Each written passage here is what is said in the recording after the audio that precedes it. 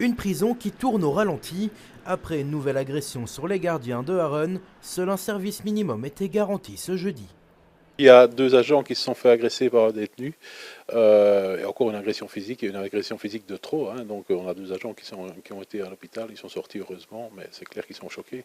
Donc maintenant c'est quotidien.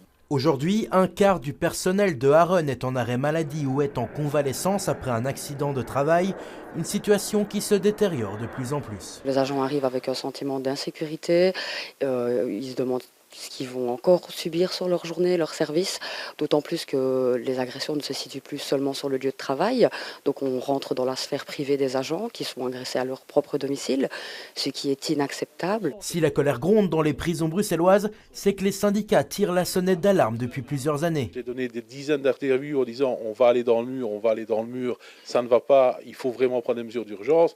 4 ans plus tard, on est dans le mur et on y est bien, je pense. On a un nouveau procureur du roi à Bruxelles, je pense qu'il a pris la mesure de ce qui se passe. D'ailleurs, il est souvent à la prison d'Harren et on le remercie. Mais il faut absolument maintenant que ce soit pris en compte par toutes les parties. Alors encore et toujours, le monde carcéral porte aujourd'hui ses revendications. Nous avons besoin de personnel avec de l'expérience qui arrive à gérer ce type de situation et je pense qu'il faudrait améliorer tout ça, mais en même temps améliorer aussi le nombre de places disponibles pour les détenus et améliorer nos conditions de travail et les conditions de détention aussi. Pour faire entendre leur message, les prisons du pays entameront une grève de 24 heures dès 22 heures ce soir.